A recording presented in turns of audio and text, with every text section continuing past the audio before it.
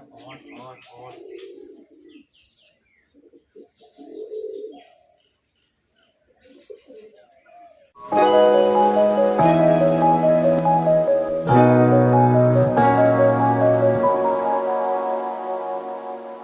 বন্ধুরা, আমি অভিষেক। আপনারা দেখছেন ইন্ডিয়ান পিজন সেল। আপনাদের সবাইকে নতুন একটি ভিডিওতে স্বাগতম। তো গতকাল আপনারা দেখেছিলেন এই যে আমার লফট রয়েছে, পায়রার লফটে 3 চাপানো কিন্তু কমপ্লিট হয়ে গেছিলো। আর আজকে আমি ভিডিওর মাধ্যমে আপনাদের দেখাবো বাড়ির যে নতুন পায়রাগুলো আছে ওই পায়রাগুলোকে আজকে রিলিজ করব।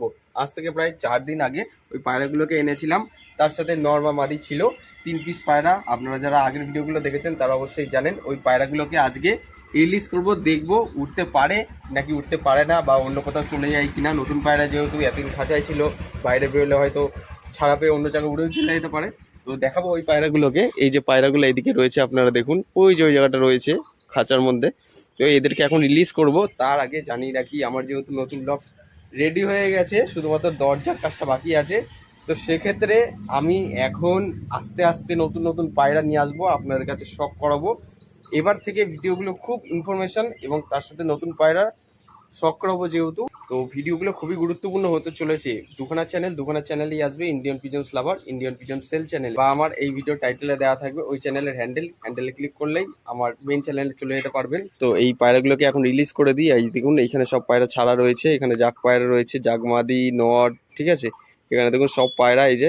তো এই পায়রাগুলো এখন যা কন্ডিশন দেখছি, গা চুলকায় প্রায় সময়ই। এদেরকে পটাশ জলে স্নান করাতে হবে, যেহেতু গরমকাল এখন স্নান করাতে হবে। এদের পোকামাকড় প্রচণ্ড পরিমাণে হয়, গায়ের মধ্যে মাছি হয়, উকুন হয়, নানান রকম। ওগুলো পটাশ জল দিয়ে স্নান করানোর পরে এদের চুলকানিটা আগে বন্ধ করতে হবে, ঠিক আছে। যে করেই হোক, এই যে বাচ্চা পায়রাগুলো এখানে রয়েছে, ওই পায়রাগুলোকে রিলিজ করব। তার সাথে এই যে একদম পরিষ্কার পরিচ্ছন্ন জল দিয়ে দিয়েছি, এখন জলটা চেঞ্জ করে দিলাম।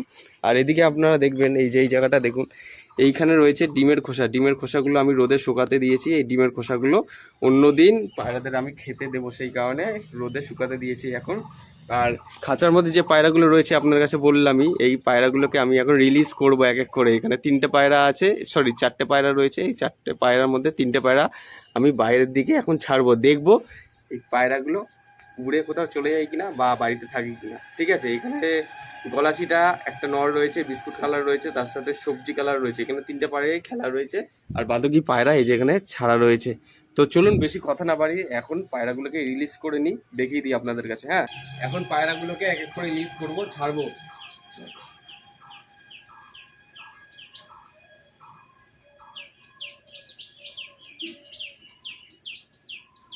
সবার প্রথমে এই সবুজ কালার নর পায়রাটা আমি বাইরে ছাড়লাম, চলে গেল, ছেড়ে দিলাম।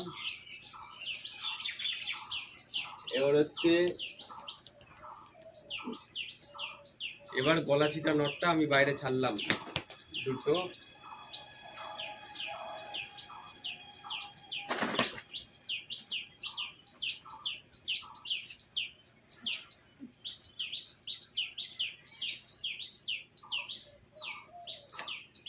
এবার বিস্কুট মাদিটাকে আমি বাইরে এখন ছাড়বো।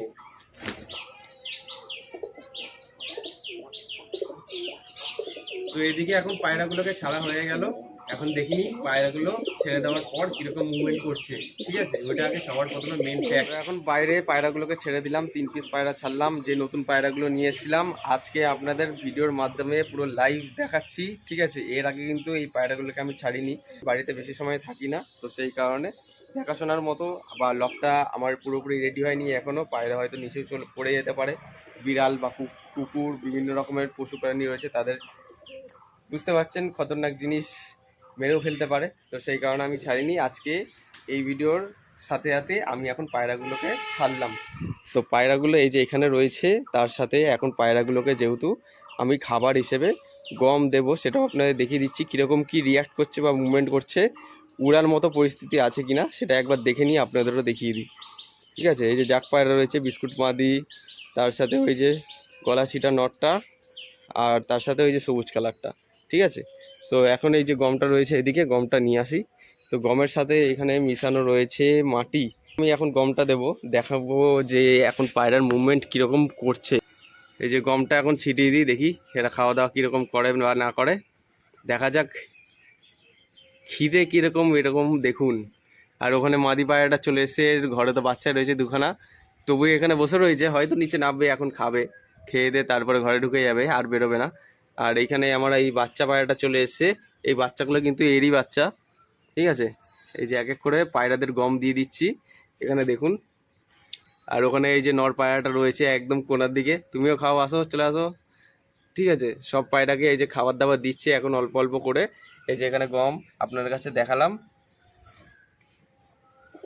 এই দেখুন পুরোপুরি গরম হয়ে রয়েছে নর, ওখানে দেখুন, ঠিক আছে। ডাকাডাকি করছে নতুন পায়রাগুলো, এই যে ডাকাডাকি করছে এখন দেখুন। আর এদিকে তো আমি পরিষ্কার করে জল দিয়ে দিয়েছি, এই জলটা এখন খাবে। তো দিনে দুবার জল পাল্টে দেওয়ার চেষ্টা করি, কেননা এই সমস্ত পশু প্রাণী প্রচণ্ড পরিমাণে জল নোংরা করে, যে জলটা খেলে এদের বডি আনফিট হয়ে পড়বে বা দুর্বল হয়ে পড়বে, সেই জন্য জলটা আমি পাল্টে দেওয়ার জন্য চেষ্টা করি, ব্যবস্থা করে। এই যে মাদিটা দেখুন, মাদিটা ডিম দেবে, তো খড় টানছে এখন, সেই জন্য এর এখন বেশি পরিমাণে খাবার খেতে হবে। আর এই মাদিটা যেখানে ডিম দেবে ওই জায়গাটাও দেখিয়ে দিচ্ছি আমি। এই জায়গাটা হচ্ছে এইটা, এই যে এই ঘরটার মধ্যে ডিম দেবে, এই দেখুন ঝাঁটার কাঠি নিয়েছে, এখানে একটা দুটো রয়েছে, আর ভেতরে বাচ্চাগুলো রয়েছে। বাচ্চাগুলোকে এখন একটু বাইরের দিকে বার করে দিই, ঠিক আছে। বাচ্চাগুলোকে এখন একটু বাইরের দিকে বার করি, মানে দিনে একবার হলো হয় বাচ্চাগুলোকে বাইরে বার করে রাখি। একটু রোদের তাপ দিলে এদের খুব ভালো লাগবে, কেননা এখনো শীতকাল বা ঠান্ডার আভাসটা যায়নি এখনো। এই যে দেখুন বাচ্চাগুলো এরকম হয়েছে, একটা মেল একটা ফিমেল, নর মাদা, এ হচ্ছে বাচ্চা। আর নতুন বাচ্চাগুলো তো আর এক সপ্তাহের মধ্যেই উঠে দাঁড়াতে শিখে যাবে। দেখুন এইক্ষণই এই বয়সে আমাকে ঠোকর মারতে চায়, অভ্যাস হয়ে গেছে। হ্যাঁ, ঠিক আছে, ঠোকর মারার অভ্যাস হওয়া ভালো, তাহলে অন্য কোনো পশু বা প্রাণী আসলে প্রোটেক্ট করতে পারবে, ঠিক আছে। নতুন বাচ্চাগুলো আর এক সপ্তাহের মধ্যেই এরা হাঁটা চলা করতে শিখে যাবে। নতুন পায়রাগুলো এখানে ছাড়া রয়েছে, মতো সেরকম কোনো পরিস্থিতি দেখতে পাচ্ছি না, মুভমেন্ট দেখছি না। এখন তো খাবার দিয়েছি আর বেলাও গড়িয়ে আসছে।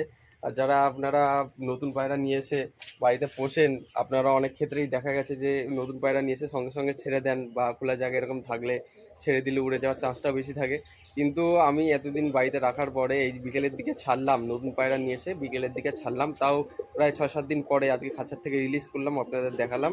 কিন্তু এদের কিন্তু উড়ে যাওয়ার কোনো সেরকম মুভমেন্ট দেখতে পাচ্ছি না, বা নজরটা অন্যদিকে দেখছি না, একদম ছাদের উপরেই নজর। যদি উড়ে যাওয়ার হতো এতক্ষণে খাঁচার থেকে বার করার সঙ্গে সঙ্গেই কোথাও একটা ফ্লাইং করে উড়ে যেত এইদিকে, ঠিক আছে। আর এখান থেকে উড়ে গেলে কোনো পায়রাই রিটার্ন আসবে না, কেননা আমাদের বাড়ির পাশে চারিদিকে গাছগাছালি ভর্তি, দেখে নিন।